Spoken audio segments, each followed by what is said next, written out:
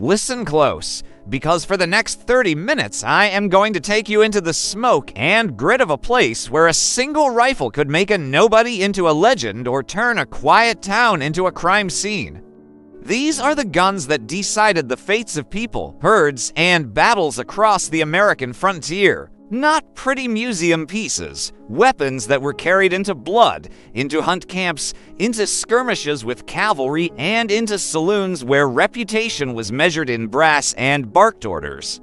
If you love history, if you love the smell of old wood and steel, or if you just want to know which rifles actually changed the West, stay with me. Hit like and subscribe if you want more deep dives like this, because what follows is raw, relentless, and built to keep you glued from the first shot to the last echo. Picture the map of the United States in the late 1800s, railheads creeping westward, wagon trains carving prairie ruts, buffalo clouds on the horizon, and thin lines of cavalry tents. In that landscape, a rifle was more than a tool. It was mobility, independence, survival, and power. It was also an identity. Cowboys, hunters, lawmen, outlaws. They all chose a rifle that suited their life. Some wanted a quick repeating lever that put rounds downrange faster than a human could think. Others wanted a single, thunderous shot that could fell a buffalo or stop a charge. Some wanted elegant accuracy at long distances. Through these choices, we can read the hopes and fears of a nation half built and half conquered. So let us walk through the top 20 deadliest rifles used in the Wild West, not in dry museum lists, but as living tools shaped by the dusty hands that used them. I'll tell you how they worked, who used them, and why they earned a bloody reputation. High lines tie each story into human moments. A courier who lived because of a repeating rifle, a hunter who fed a family for months on a single sharp shot, a soldier forced to trust a trapdoor Springfield when everything seemed to fall apart. This isn't a textbook recitation. It is the West told through the pulse of metal and wood. Start with the most famous of them all, the Winchester Model 1873. They called it the gun that won the West, and there's a reason for that. Winchester's 1873 lever action combined reliability with rapid follow-up shots and crucially chambered cartridges that matched the popular handguns of the era. Men could carry one caliber for rifle and pistol, and that logistical simplicity mattered more than people often realize. Over its production run, it became ubiquitous on ranches, on stagecoaches, and in countless saloons. Whether you were a settler defending your homestead or a bandit looking for a quick getaway, the Model 1873 was everywhere, not because it was the absolute best at any one thing, but because it did everything well enough, and it was widely available. That ubiquity is violence in a box. When the most common tool in many hands is a reliable repeating rifle, the dynamics on the frontier change. Before Winchester's fame settled in, other repeaters were reshaping the battlefield. The Spencer repeating rifle, a lever-action carbine with a tube magazine in the buttstock, proved its worth under fire during the Civil War and later on the plains. Story after story from cavalry skirmishes and small unit actions shows men armed with Spencers holding ground against numerically superior forces because they could deliver rapid, sustained fire. After the war, many Spencer carbines found new lives on the frontier, reissued and retooled for life-chasing raiders and thieves across open country. That idea, that faster, more consistent fire could substitute for numbers, was revolutionary in how conflicts on the plains were fought. The Springfield Model 1873, the so-called trapdoor Springfield, played a different role. Government standard issue. It's the rifle you picture when you think of soldiers marching across the plains, the one the U.S. Army trusted during a host of Indian wars. It was robust, simple to maintain, and capable of delivering heavy, focused hits with the 45 to 70 cartridge. In pitched formations or defensive positions, that kind of stopping power mattered. But it also had limits. Rate of fire and the realities of supply and logistics shaped its battlefield usefulness. The Springfield-esque place in history is as much about what the Army could and would supply as it is about the rifle's own merits. Then there's the Sharps rifle, the long-range, single-shot masterpiece trusted by many professional buffalo hunters. Sharps rifles, especially the heavy barrel 1874 models, were engineered for one job: precise, heavy-hitting shots out across a prairie at massive game. Buffalo hunters needed power and accuracy. A few well-placed hits meant meat and hide for months.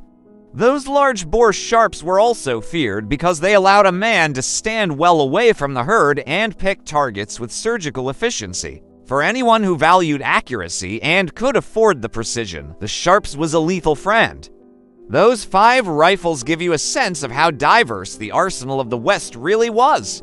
The lethalness wasn't just in the metal, it was in context. A trapdoor Springfield on a well-supplied post, a Sharps in the hands of a calm, professional hunter, a Spencer in a skirmish, a Winchester as the everyday equalizer. Each wrote a different kind of story. And as we go deeper into the list, you'll meet rifles that blur the lines between military-grade and cowboy tool, between icon and instrument. Don't forget to smash that like button if you're learning something new. It helps more history lovers find these stories, and it helps me keep digging into the weapons that made America. Now, let us keep moving, and remember, this is not a list of best guns. It's a list of machines that created consequences. Deadliness is a product of design, use, and the men who trusted them. Think about rates of fire. That's a theme you'll hear again and again. Repeating rifles like Winchesters, Hennis, and Spencers democratized firepower. Before them, soldiers and hunters relied on single shots, slow-loading muzzle loaders, or cumbersome breech loaders. A lever action changed the engagement calculus. Now a single man could deliver multiple aimed shots in the time it used to take to reload once. That shifted tactics. Ambushes became deadlier. Lawmen could outfit posses with more confidence. Outlaws favored speed and concealability, but the repeater threatened to erase a lot of advantages previously held by numbers or surprise. Now imagine 3 men on a wagon under an evening sky. One carries a Sharps. He's the hunter for whom a single perfect shot will secure meat. Another carries a Winchester, the handest gun for quick defense if someone rushes the wagon. The third carries a trapdoor Springfield, heavy, deliberate, lethal at longer range. Each will behave differently when a raiding band appears. The rifle didn't just affect the way the man shot, it affected who he became under pressure. Let's move methodically through the guns and their stories, giving each its spotlight and a quick human vignette. No dry specs. Instead, eye lines connect each rifle to the people and events that gave it a name in frontier lore. Expect grit, a few surprises, and moments where history sounds raw and immediate. The Henry rifle. Think early lever action, high capacity for its day, 15-round tubular magazine. Unheard of before the Civil War, it didn't have Army adoption like the Springfield, but it made its presence felt in battles and skirmishes where volume of fire mattered. Little units with Henrys could lay down withering fire. Men like those who fought at Little Bighorn used Henrys, and later repeaters. Those rapid-fire tools changed the options a soldier had when enemy charges came. The Henry's legacy lived on in the design choices that inspired later Winchesters and other lever actions.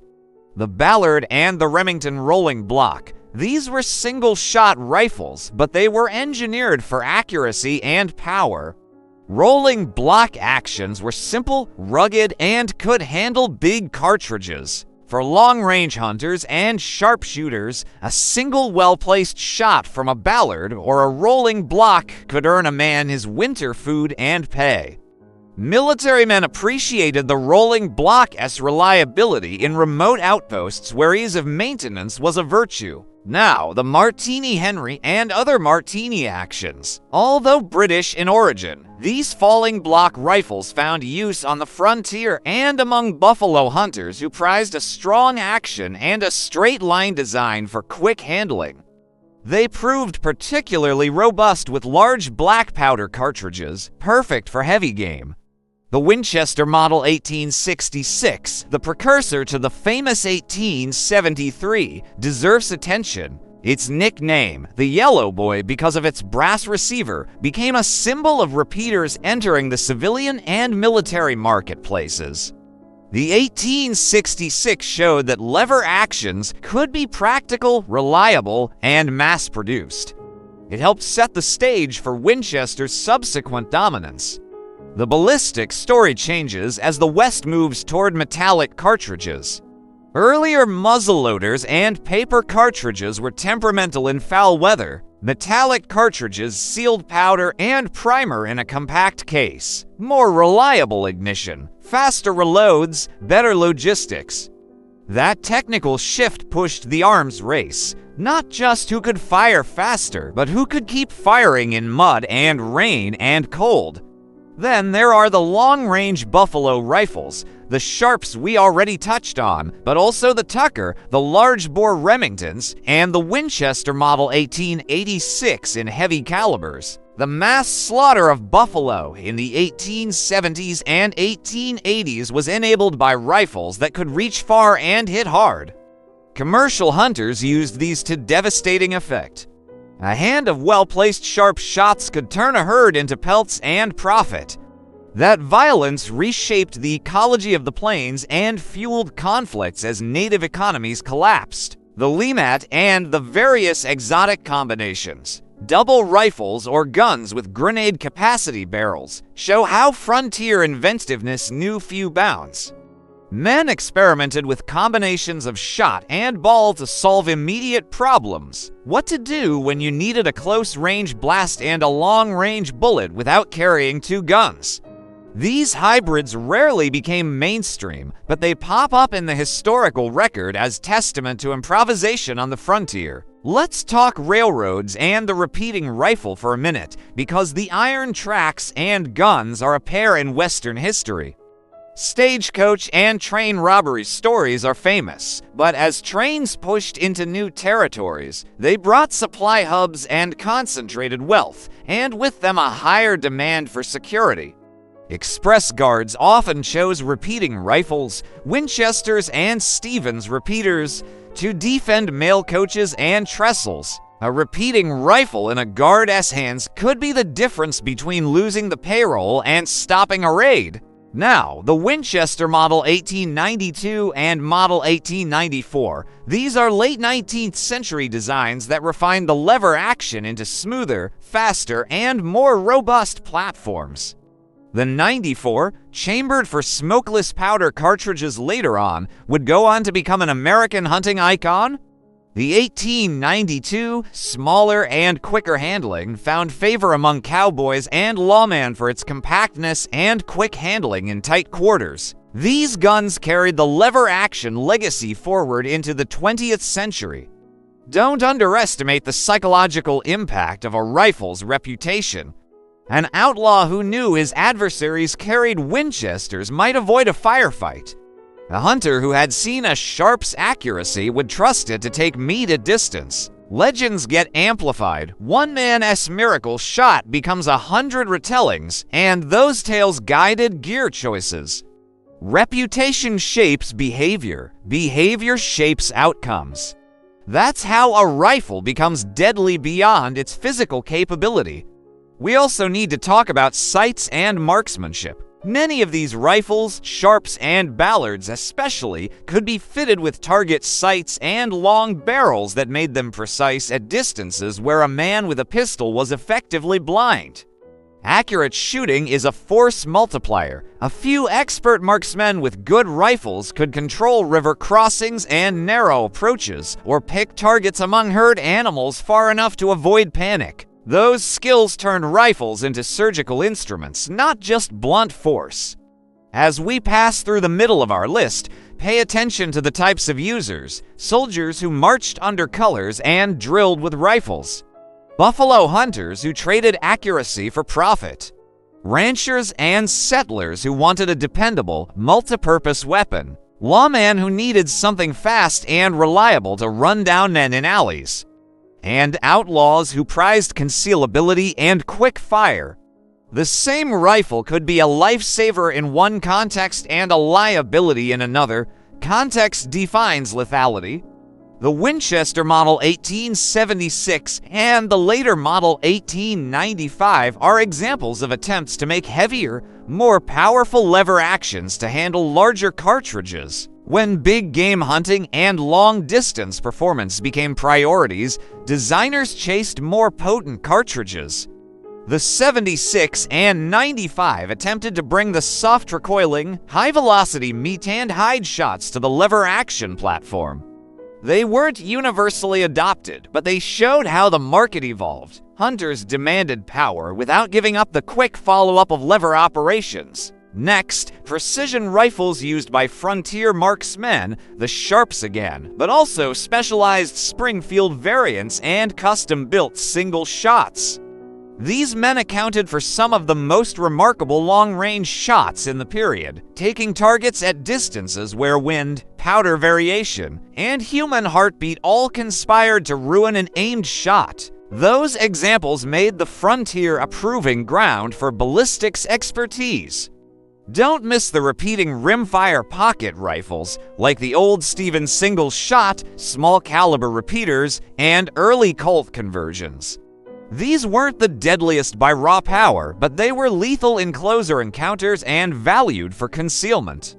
In a saloon fight, a small repeating rifle could do as much damage as a larger piece, because the distances were short and the chaos negated long-range advantages. There's also a moral and cultural dimension to these rifles. The Wild West is a story about expansion, but it's also about dispossession and violence.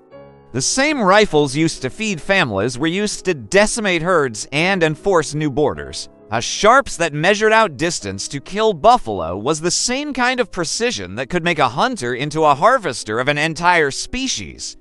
These rifles are part of a complicated legacy. You can admire their engineering while also seeing the human costs they enabled. Throughout all of this, technological change is the beat that drives the narrative, from percussion caps and muzzle loaders to reliable metallic cartridges and smokeless powder. From single-shot heavy hitters to high-capacity repeaters. Each step changed tactics, economics, and social life. Railroads facilitated the flow of arms and ammo. New metallurgy allowed stronger actions. Better powder meant flatter trajectories and changed sighting practice. These were not isolated inventions. They reconfigured society on the frontier. Let's bring the stories down to individual rifles again with small vignettes so you can imagine the hands that carried them. Imagine an express guard in 1879 who watches a distant dust cloud on the prairie. He shoulders a Winchester Model 1873 with a 20-inch carbine barrel. He knows his rifle feeds the same ammo as his backup revolver. When the raiders crack across the horizon, he doesn't have to think about switching ammo types. He rolls the lever, fires, and keeps a steady stream of rounds on a moving target. That combination of logistics and mechanism saved payrolls and lives across dozens of engagements. Now picture a professional buffalo hunter in 1874 on a wine-scoured plain. He carries a heavy Sharps, 50 or 52, peering through a long sight at a bull across 150 yards. He breathes, he steadies, and the bullet hits with enough force to felling a monster that a dozen men can skin. Months of food are in that one carefully placed shot. The Sharp's long-range accuracy is a financial tool as much as a hunting instrument. Put yourself in a cavalryman's boots during a patrol. His Spencer carbine sits in the saddle rack, loaded with 7 rounds. Scouts report a large band of hostile riders attempting to flank the column. The men dismount into rough cover, and while the enemy hollers and charges, the repeating Spencer gives them the fire density to hold a line that simple muzzleloaders would have failed to keep. Imagine a small-town sheriff in the 1880s facing down an outlaw posse in a narrow main street.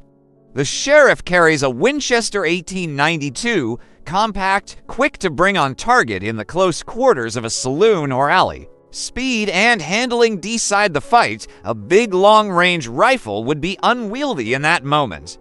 The 1892's compactness becomes a tactical advantage. Consider the trapdoor Springfield on a remote military post. Supply is thin, and the soldiers must trust what Springfield Armory gives them. A field commander understands the Springfield's power. A 45 to 70 round delivered from a trained shoulder can stop a charge or protect a defensive line. But he also knows the magazine is a single load, and that the tactical cost of reloading can be deadly when surprise and massed numbers meet. Those vignettes are snapshots, but they illuminate a truth. The deadliest rifle is the one that suits the problem at hand and is in the hands of someone who knows how to use it. We also have to look at accessories and ammo. A rifle is only as good as the rounds it fires. Black powder produced fouling, brass cartridges reduced misfires. Bullets came in differing weights and profiles, soft lead for expansion, hardened for penetration. Hunters and soldiers selected ammo to match the target.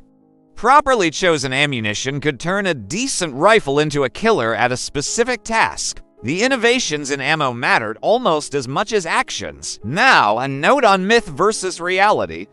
Western lore often conflates deadliest with most famous. Yes, the Winchester 1873 became a symbol, but it wasn't necessarily the most lethal rifle on the market. It was the most available. Sharps and rolling blocks were deadlier at their jobs, but were pricier and less ubiquitous. When you read dime novels or watch movies, remember that the drama is edited for effect. True deadly capability comes from design, ammo, user skill, and circumstance. As we move toward the latter half of our list, you'll hear more about innovation and adaptation. The Winchesters evolve, Remingtons diversify, and custom gunsmiths tailor rifles to mercantile needs. The frontiers demands birth a cottage industry of modifications. Longer sights for distance, shortened stocks for mounted use, reinforced actions for larger powder charges. Men who made their living in the West became de facto engineers, improving their tools through brutal, pragmatic testing. Sidearms and carbines blur into the rifle story here. Carbines, shorter-barreled iterations designed for cavalry and mounted men, became essential. A rider needs a handy, fast-cycling gun that can be used from the saddle. The Spencer and the Winchester carbines filled that niche beautifully. They were the tools of people who lived on horseback, where the balance between accuracy and handling shifted toward quickness. Now let me talk about how these rifles influenced the law. When sheriffs could equip deputies with repeaters and carbines, the balance of power in a county shifted. Outlaws had to adapt or die. Posse tactics changed. A posse with several repeaters could close on a target without needing to swarm. That changed the nature of pursuits and how justice, frontier justice or otherwise, was administered. It's a sobering thought. Technology reshaped not just fights, but governance. We need to make a stop at the Winchester Model 1895 and lever actions that accepted smokeless powder. Smokeless powder arrived and changed ballistics with flatter trajectories and different pressures. Some lever actions adapted, some didn't. The industry wrestled with metallurgy and safety issues as cartridges became more powerful. That transition marked the end of one era and the beginning of another. Now, consider what I call the human margin, the tiny, often invisible differences that determine life and death outcomes. It's not always the rifle's specs. Sometimes it's a jam cleared under pressure, a stock nick that throws off aim, a barrel that harmonizes with a particular load, or a shooter's heartbeat. On the frontier, small improvisations, like betting a stock or sanding a sight, could change outcomes. Men adapted their rifles the way they adapted saddles and wagons. That intimacy with the tool made the rifles extensions of the shooter's body, familiar, trusted, and terrifying in the right hands. As we close in on the final stretch of our top 20, you'll see a convergence. Precision meets repeatability meets portability. Some rifles aim to maximize killing power per shot. Some aim to maximize the number of shots. Some were built to be outrageously accurate at range. A few tried to be everything and failed. The ones that survived into legend did so because they solved a real problem consistently. Before I reveal the last names on our list, one last demand. If this is the kind of history and gear content you love, hit subscribe. It lets me dig deeper on individual rifles in future videos. The Sharp's ballistics, the exact loading tricks for a Spencer, or the personal stories of men who carried these tools. You'll get more of the gritty, technical, and human blends you seem to love. Now, the last rifles on the list are small but deadly in their own ways. The Winchester Model 1886 and 1894 with heavy calibers, the Remington rolling block in big bores, the Ballard single shot, the Stevens and Marlin repeaters that filled niche roles, the Colt Burgess and Pedersen and other boutique arms that tried to wrest market share. Each found its circle of devotees and, in that circle, sometimes determined life or death. The Marlin lever actions deserve mention for their solid, top-eject designs and strong actions, favorites of hunters who wanted ruggedness combined with a smooth lever. Remingtons continued to make excellent single shots and rolling blocks for those focused on precision. The evolution toward smokeless powder and modern metallurgy set the stage for 20th century designs. But the core lessons from the Wild West remain: matching tool to task, mastery through practice, and the inescapable fact that violence was an industry of choices. What should a modern enthusiast take from these stories? First, respect the engineering. These were not crude artifacts. They were often ingenious solutions to hard problems. Second, understand context. The deadliest rifle wasn't always the largest or fastest. It was the one adapted to the user's need. Third, remember the consequences. The same technology that fed families also contributed to ecological collapse and conflict. History is complicated. Heroics and atrocitus share tools. I'll close with a final scene. The sun sets on a prairie. A small campfire sends its steady blue smoke to the stars. A man polishes the barrel of his rifle, and a child looks on, wide-eyed. The rifle in the man's hands is a keepsake and a livelihood, a protection and a burden. We look at these guns in museums and in books and see artistry and violence. To the people who lived with them, they were instruments of survival and identity. That's what makes them unforgettable. If you stuck with me this long, you earned a deeper dive.